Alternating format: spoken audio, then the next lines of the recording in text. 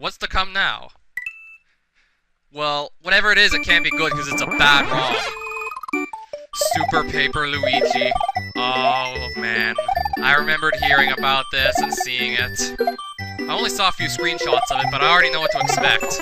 Chart Mixes 64, yes, this guy's familiar. The ground, it looks like something General Ike would have done, and if you couldn't already tell by watching me play Link's Adventure at Butchered Legend of Zelda, you can already tell that I don't like Ike. General Ike, so to speak. Alright, so the overworld kind of looks like the submap for the Lost Woods in Link's Adventure already. And Luigi's house is again an olive rectangle. Just like the market! Parchment Forest 1. Oh man, where have I seen all this before? Oh man, where have I seen this before? Look at the ground, it could just be made with 2 colors and that black outline. And look at the tree. Again, rectangle for the trunk and just a giant cube for the leaves. Yeah, this tree is literally made of 3 colors. 2 if you don't count the black outline. It's literally just made out of squares. And yeah, the ground, as I said already, is 2 colors besides that black outline. That's a thing with these General Ike hacks. And oh, look at the level, how flat it is. Again, you could literally just jump over everything. This term that Axe and Jinx had coined with describes a level where you could just run at top speed and do exactly that. Is there even a point in going over this? Because it's almost a perfect culmination of what happened in Link's Adventure that I already played in episode 101. Well, he did introduce a few new things, such as the wall jump. Oh, and an air meter. Well, let's see how far he takes those. I was wondering if you could wall jump while you were in the water. It would be pretty weird if you could. So yeah, you actually have to do this before the air meter runs out.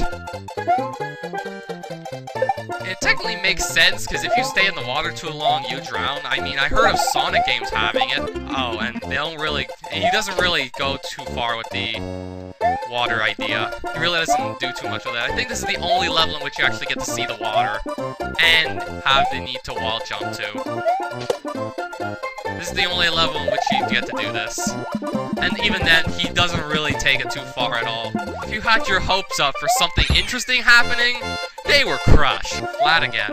Jump over everything again. At least I like how when the enemies turn around. God, if I could just pause it. I like how they just become a flat line when they turn around. I guess it technically does make sense since considering everything is made of paper. I like how when everything turns around, it looks like it's paper. Even you yourself, when you turn around, if you can catch that split second, you're completely flat and it's like paper turning around, because, yeah. When you look at paper from the side, that would be exactly what you see. What's that other sort of power-up I have? A 2 or a 5 or... Wait, what? You can't jump on bob-ombs in this hack? You can't jump on bob-ombs. No, you cannot jump on bob-ombs in this Romhack. Oh, so you have to spin jump on them. Since when was that a thing? Oh, now all of a sudden you spin jump on these bob-ombs, despite the fact it looks like you could jump on them, and you could jump on them in the original Super Mario World. Asshole.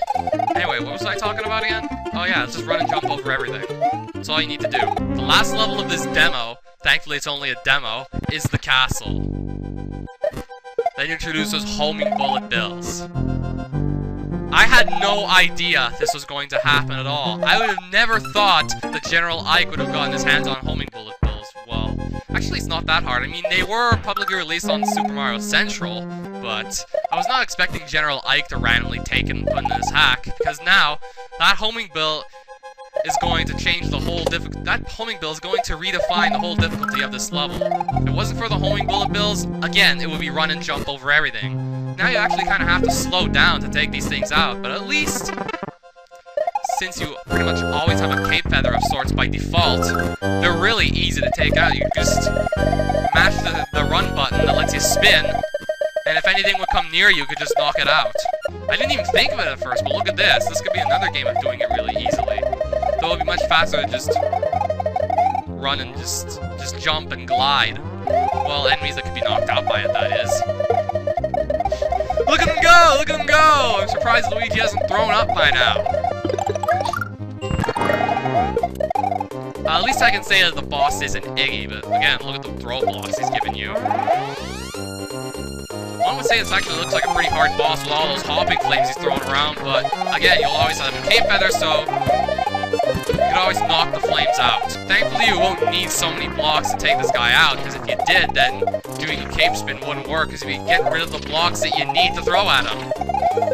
Thankfully enough, you don't need nearly as many blocks as they give you, so you can afford to lose a bunch. You probably will if you just want a cape spin to get those flames out of there. Luigi's defeated the Fire King, and he still wonders why Goombas and Koopas are here. But what does the Fire King have to do with Goombas and Koopas in the first place? Could Bowser be here of all places? To be continued. Again, I hope this never continues. Dot. And since this was submitted in 2008, it's a safe bet that it never will continue. Needless to say, was there even a point in reviewing this at all? It played out almost exactly like Link's Adventure.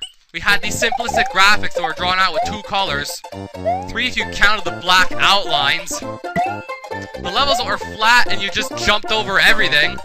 Literally, if we made a General Ike checklist going over everything bad that happened in Link's Adventure, aside from butchering The Legend of Zelda, this would have covered the entire list.